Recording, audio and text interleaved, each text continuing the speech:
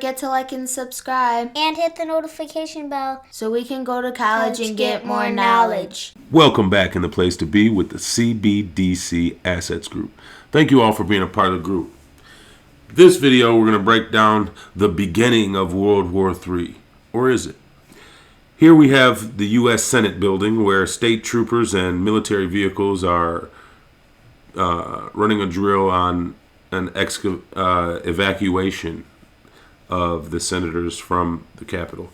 Now, I wonder, is this an event that is happening for World War III, potentially, or is this some kind of political rhetoric tool before the election? I'll let you guys decide. Let me know what you think in the comments below. We also have Frank Geistra on the Danielle Cambone show, which, if you don't know, I love that woman's show. Me and my buddy kind of got a crush on it. Not like I know she's married. I mean, we love her style and we love her work. And I think she does some of the best around. And in this video, Frank talks about how a realistic possibility of a 27 times profit, of 27-fold increase of the price of gold is a realistic thing that can happen, and history is our guide. Moving on after that, we're going to highlight the BIS and the M-Bridge innovation that they've created on, if you don't know, the Bank for International Settlements, also known as the BIS, is the central bank for central banks. And in this video, I break down how the head of it, Augustine Carstens, describes how they didn't foresee that they would just hand over power of this tool that they've created to transfer wealth between central banks and companies and countries to China. Just didn't see it. But let them tell it. They're not in the business of helping out any country. It's just they have more important things to do. Yeah, okay. And we also have another one. Another country that's using the XRPL to trial their products and their central bank digital currency, also known as a CBDC. It doesn't mean THC. It doesn't mean cannabis. Central bank digital currency. I get that a lot. What is that? Dispensary? No. And how we have real use cases for the blockchain.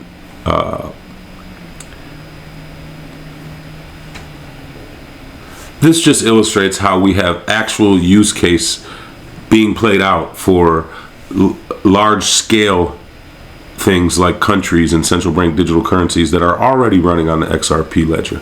And just this is the psychological part of it. And we also go into Shiba Inu and how that's taking a run right now, and you see gains in that. And you have to understand that this is part of the plan, and what is it that's behind the growth in Shiba and also in the XRPL, and where you're going to stack your money. And I look forward to hearing you guys yell at me in the comments. Last but not least, we have Dubai and the United Arab Emirates and what their plan is for crypto and how they're incentivizing developers and more to move to Dubai and participate in the revolution that is crypto. So here we go. And this is the part that most people refuse to accept when they're shown the facts. So let me give you some facts, okay? If we're sitting here, it's 1971, and you're interviewing me in 1971, and I said, Daniela, gold's going to go up 27-fold in the next 10 years. I made that prediction. Or we're sitting here and it's 2001, and I said, Daniela, gold's going to go up 8-fold in the next 10 years. Would you believe me? Would anybody watching this have believed that gold would make a 27-fold move or an 8-fold move in just a decade? Of course not. So if someone were to say to you today, gold in 10 years will be 14,000 an ounce or 46,000 an ounce, or pick a number, you would go, that's insane. It will never happen. That's too big a number. But it does happen. Those kind of increases happen. And what people mostly miss, that it's not the gold price that's going up. It's that the currency that it's measured against is collapsing. And let me give you 3 examples. Argentina. In 3 years, gold's gone up 15-fold in peso terms. Okay, so if you were an Argentinian and you have pesos in your bank account, gold will have gone up 15-fold against your peso in a period of 3 years. Turkey went up 10-fold in 3 years. So you had Turkish lira and you were buying gold, it went up 10-fold. Japan, the 3rd largest economy in the world, it's doubled in 3 years. Okay, and now finally, gold is moving against the dollar, US dollar, or should I say the dollar is going down against gold. It's finally happening, and it's got, in my opinion, it has a very, very long way to go. And you have to think about in terms of what happens when a currency starts to fail. And if you're sitting in America today, you can't envision US dollar failing. It's just like, it's bizarre. It's just impossible. It will never happen. But it happens all the time throughout history. It will be just one more of a series of fiat currencies that were destroyed through debt and money printing. For a lot of us, it's kind of hard to think about gold in these terms. And I love this video. I love what Daniela Cambone does. But just think about what this guy's saying. And we don't even think in terms like this as far as the 9-to-5 people, the employees, and it's so hard to create generational wealth while you're a salary employee.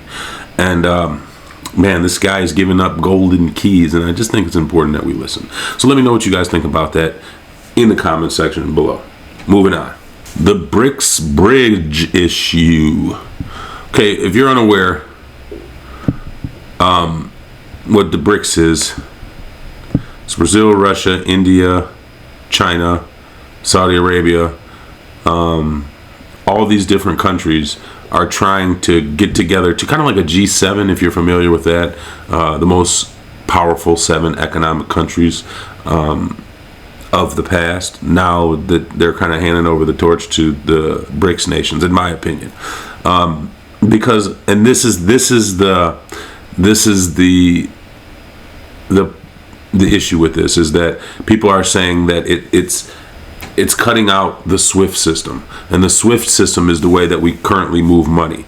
And as it cuts out the SWIFT system, it's allowing a bridge for Russia to bypass the sanctions that American government has put on them. So, okay, you don't want us to use your system, we'll just use our own. And this is why it's hard for me to believe what this guy's saying, because if you recall, Muammar Gaddafi, he tried to get together with African nations and create their own currency that was based off gold. Guess what happened to him? If you remember, wasn't good. Now, he had more gold than anybody. But if you'll look at history of the last 10 years, China, Russia have been purchasing more gold than anybody else. In fact, they don't even know how much China actually has because they're not reporting all of it. And then 10 years later, they announced they got quadruple what they said they got. You know what I mean? So let's just stop and think about this. Like I said earlier in the intro, that the BIS is the Bank for International Settlements. It's the bank of all banks. Pause. Now, we have central bank planners. As George Gammon calls them, the central banksters. They're gangsters. Banksters, get it? Anyway, so these guys get together and plan what they got going on years, decades in advance. And you mean to tell me that they handed over this CBDC payment system for banks and countries to work with each other to facilitate easy cross-border payments for central banks, and they just handed it over to China? But if you listen to what he says, Augustine Carstens, that's this guy right here, Mr. Carson says, I would say that the project has been so successful that we can declare that now we've graduated out of that project. We've graduated out of a financial product that could potentially fund the world. Keep that in mind. The BIS is leaving that project not because it was a failure and not because of political considerations, but mostly because we've been involved for years, and it's at a level where the partners can carry it by themselves.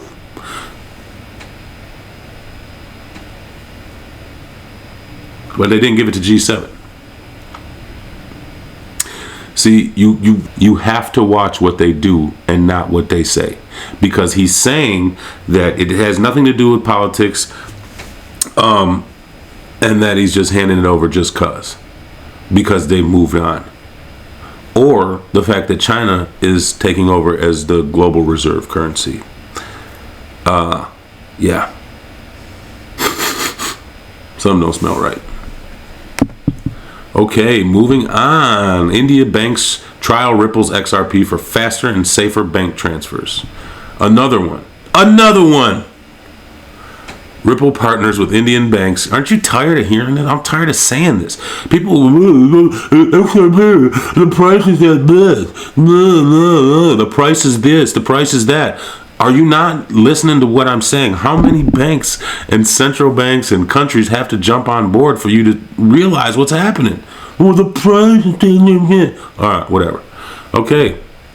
So, India's digital rupee project moves forward alongside the XRP ledger. I'm sure it's nothing. The price is still low. But in the other news, Shiba Inu, the price is soaring. Okay, not today, but Shiba Inu, it's doing well. Oh, everybody wants Shiba Inu. Look at that, it's thumping. But if you notice, it's only traded in one country.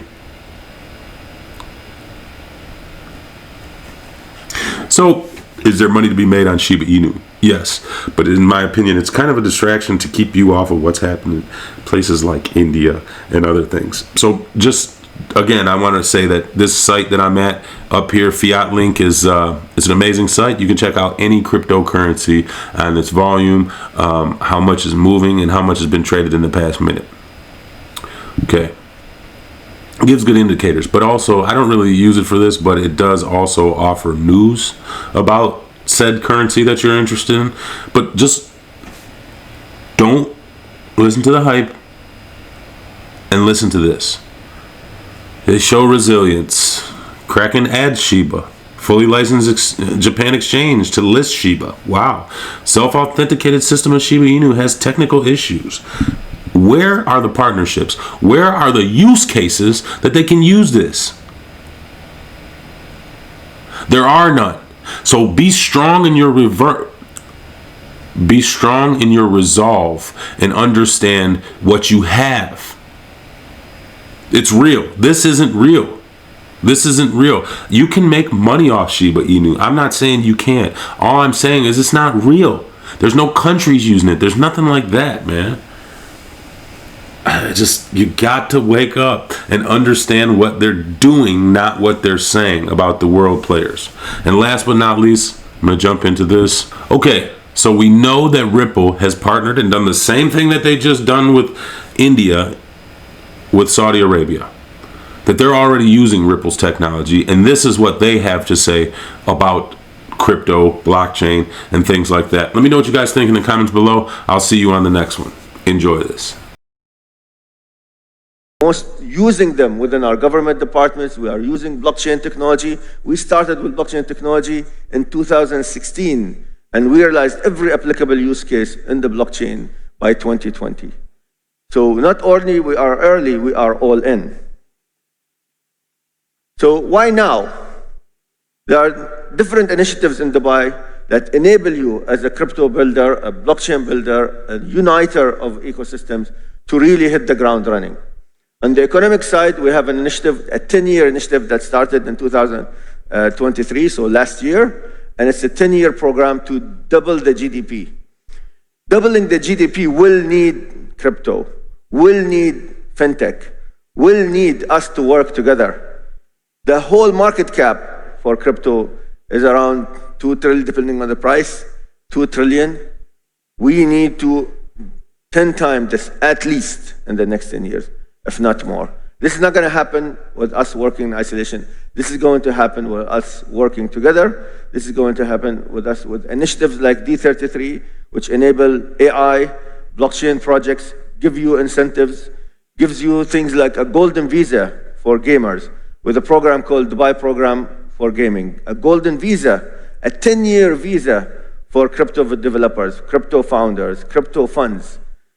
A lot of initiatives when it comes to subsidies, for VCs to move here to Dubai, for funds to move to Dubai, hand-holding initiatives as well. So we have 2 teams that are dedicated to help you out as a crypto founder. An explorations team that will help you move to Dubai and answer all your questions that have to do with, for example, crypto taxes, things like, where do I take my kids, which schools, I'm from a certain language in Europe or in Asia and I need a specific school. I'm a certain religion, I need a special school that really teaches my kids that religion and keep true to my culture and my religions and my values. Dubai values every person's value.